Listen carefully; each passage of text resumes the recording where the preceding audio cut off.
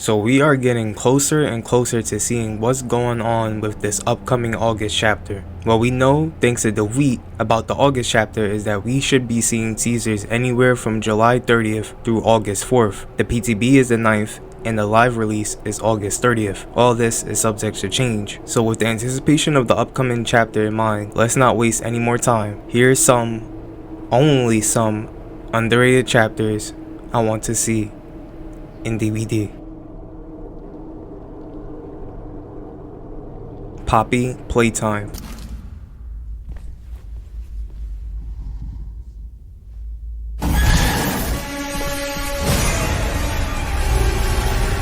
If FNAF never comes to DVD, I would at least want a chapter or license that's pretty similar to it, that being Poppy Playtime. Poppy Playtime follows an unnamed protagonist who goes to this shady abandoned toy factory, which he used to be an employee at, after receiving a note and VHS tape telling him to do so. The protagonist then finds out that the founder of the abandoned toy factory, Elliot Ludwig, had an ambition to make lifelike dolls by experimenting on employees who mysteriously vanished, where those employees are now immortal, but their souls are trapped inside the body of the dolls in the factory. This game was pretty creepy in my opinion, mainly Huggy Wuggy chasing you in the vent like an absolute mad lad.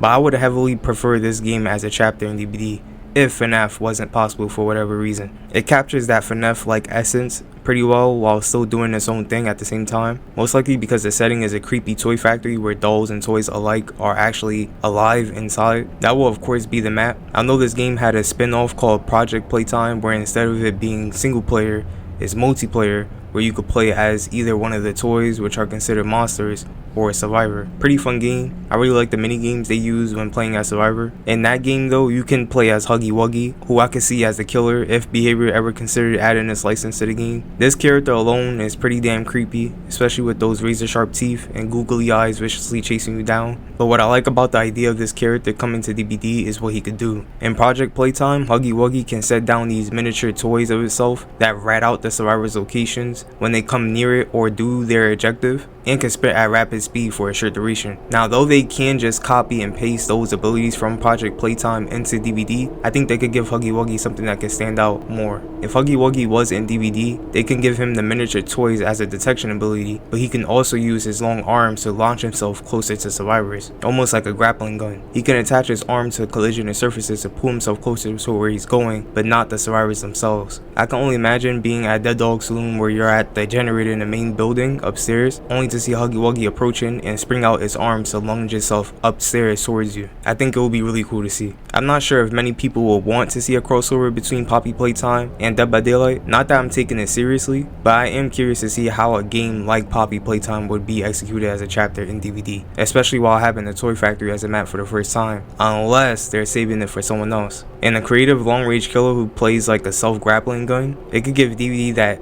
quote-unquote children horror media aspect and replacement if FNAF wasn't unfortunately possible to happen.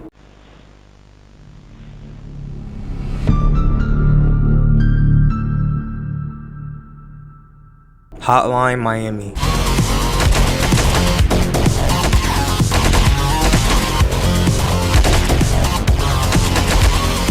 In Hotline Miami, a high-octane action game, you play as Jacket, who seems like he's lost all care in anything after his separation from his girlfriend and receives cryptic messages on his phone by 50 Blessings, an ultra-nationalist terrorist group bent on ridding the United States of Russia. These messages telling him to go to certain locations which are Russian mob hangouts where Jacket carelessly murders them in the most gruesome ways possible, inevitably putting an end to the Russian mafia. Now I know this is not a horror game whatsoever, but the character Jacket alone is horror enough for Dead by Daylight. Picture someone who loses all emotion to empathize with people, no matter how good or bad those people are and what they're capable of doing to those people. That's where Jacket steps in. I'm guessing how this all can fit is that somewhere in the middle of the Hotline Miami storyline, instead of Jacket getting another call from 50 Blessings, he gets a call from the entity posing as the 50 Blessings. Jacket drives further and further to this location till it suddenly becomes eerily foggy. Jacket comes to a stop and sees a group of Russian mobsters around a campfire. In Hotline Miami, Jacket gets these hallucinations, which is his subconscious trying to to justify why he's doing what he's doing. I think it would be a neat touch if Jacket doesn't actually see survivors, but he sees the ones he's been inflicting so much harm on, which is the deceased bodies of the people he murdered, making it so Jacket wants to continuously banish them from his memory, but the entity keeps bringing them back to mess with him. Because although Jacket really has no empathy, I don't think he would kill someone who's just trying to survive. It's a difference from killing someone that deserves it. In the game, Jacket could wear different animal masks, which grants him different abilities that can help you complete the mission. This could be implemented into his power, where his interactions could be quicker, weapons apply different debuffs on the survivor, and he could become more resistant to pallets or any stuns depending on which mask he has on. After playing Hotline Miami, I see why people may want Jacket in DBD. The game itself is a violent, gore-infested murder simulator that has a valid meaning to it all, but the man behind the animal mask is the cause of all the blood on the screen. As you the player watch not knowing exactly how to feel, do you feel empty?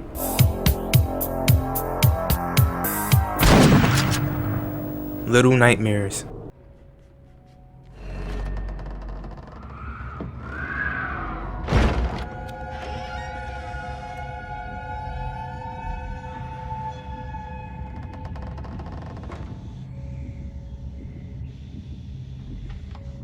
I'm sure half of you know what this game is, but in case you don't, Little Nightmares follows Six, a little girl with a yellow raincoat who wakes up in a mysterious place where children are imprisoned called the Mall, which is a massive underwater iron vessel. Everyone is larger than her and wants to capture her, or worse. Now there are plenty of theories surrounding what's actually happening in this game and why certain things happen, like how presumably the lady, who is the proprietress of the mall, keeps these children in prison in the first place because she wants to steal their youth to keep her vanity maintained to be the only beautiful person in the world. That is until the ending, spoiler alert, when Six defeats the lady and absorbs her power to defeat all the monsters that started approaching her. The reason the lady interests me and I prefer her as a killer is not only because of how mysterious she is, but her purpose. She serves as an immensely heartless antagonist that I think the entity would much appreciate. The only problem is if she feeds on children's youth and there aren't none in Dead by Daylight, wouldn't she technically be suffering? Unless the entity makes it so every time the lady uses her abilities, it allows her to feed on survivors' past youth in order to maintain her vanity, opening survivors' past memories as her lethal weapon. I know you're probably thinking Little Nightmares can't fit because of how small the protagonists are in the games, that being Six and Mono. I guess either the devs can make the chapter a paragraph with a map or go the Ichi route by aging Six. I guess it will be safer to go the paragraph route after thinking about it, because the way Little Nightmares 2 ends, if you played it, is like, how can they make that work? Plus, passionate fans may not like the idea of Six being older with barely any context surrounding how the story left off. It may just take away what made Little Nightmares special and that universe special in the first place by making Six or Mono fit in with the survivors. At least that's my opinion. The atmosphere in Little Nightmares is bizarre, questionable, disturbing, all at once. At one point you feel powerless, running away and hiding until you get past the horror that's trying to seek you out. Next you're left wondering what happened, where am I, and what's going on. It's so much to unpack while being distracted by the unknown until you figure out what piece belongs to what part of the puzzle. It's what makes the series what it is today, and I would love to see it in DVD. The exciting thing is, Behavior is actually acknowledging Little Nightmares as maybe a potential chapter. So who knows, we may actually see Little Nightmares in DVD one day.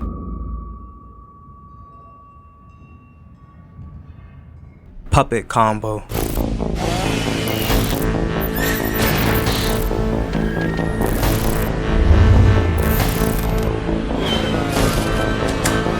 Known for the 80s VHS style survival horror games, I think one of the many puppet combo games would be a badass chapter in DVD. A viewer had suggested this from the 4th underrated chapters video I did, and I couldn't agree more. But the problem with having one of these games as a chapter is that none of these games can work because of how low quality they are. I mean, that's what makes these games special and scary, right? That low quality graphic design where it's pretty hard to comprehend what exactly you're looking at. It adds more to the horror. If one of these were to come to DVD, I see Behavior upscaling the graphics, which isn't a bad thing because the chapter would exist, but isn't a good thing either because it feels so different. I can imagine the devs just leaving the graphics the way it is, but that would definitely look kind of weird in game, seeing a high quality character next to a low quality one. I mean, Dead by Daylight is technically a multiverse, so they can get away with it, but I don't know how others may feel about it. Other than that though, if I had to choose one of the many puppet combo game licenses that I would want to see in DVD, it would have to be Power Gym Massacre. This game scared the shit out of me. The sound effects alone and the noises the killer makes when he catches you doesn't help either.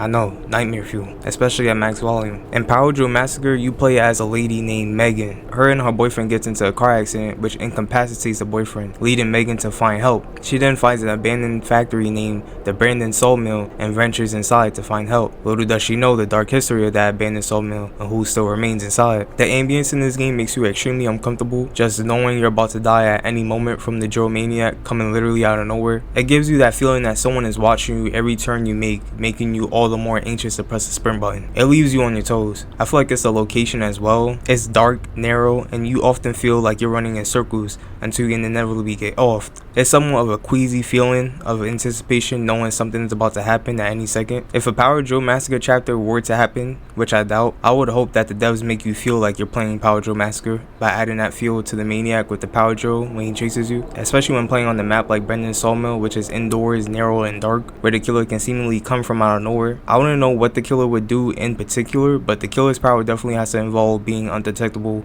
and ambushing survivors when they least expect it. That alone with the general vibe of the killer, chase music, and sound effects would make for a terrifying chapter in the game.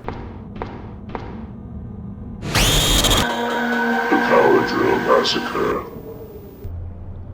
Doors are responding to any of our attempts to close it. So please maintain direct eye contact with SCP-173 and...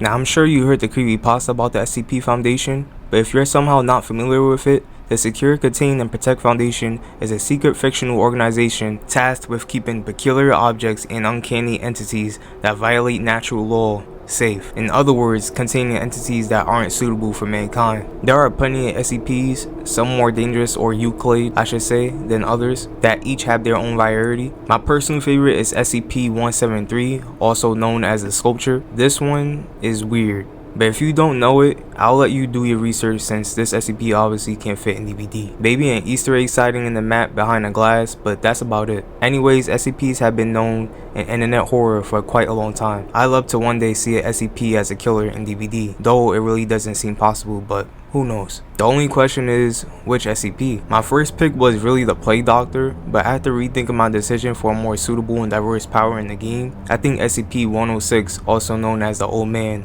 would be a really cool addition. I would love the Shy Guy as well due to his disturbing crying and unnaturally long body, but a killer that can create their own windows in a way would be great. SCP-106, aka the Old Man, has the ability of corrosion, which is an effect that occurs every time the Old Man touches something. Whatever he touches starts to melt on impact when he touches it, but what he's mainly known for is phasing through walls and ceilings, leaving behind corrosive mucus, which opens up a pocket dimension, in which the Old Man has control of the realm's time, perception, and laws. Not only does the Old Man seem like a good fit for DBD, but I like how his ability can work in DBD if the devs ever consider it. The Old Man can apply corrosion on any valid surface he touches, but must apply a corresponding corrosion in order to teleport to each, basically getting from point A to point B by setting his own spawn points similar to Demogorgon. I can also see him using the pocket dimension to slow down survivors, kinda like the pig, making it so that they can escape once they get down and sent there, but it comes with a consequence and acts as a hook stage. He can only send one survivor to the pocket dimension per trial. The main reason why I would really like a killer like this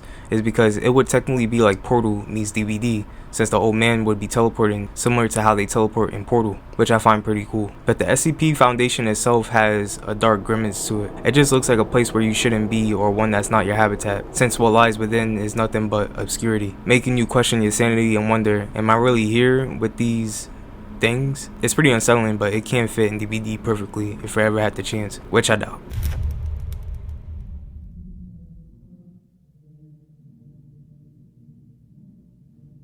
What underrated chapters would you like to see in DVD? Let me know down below. Love y'all, take care, I'ma see y'all in the next one, and peace.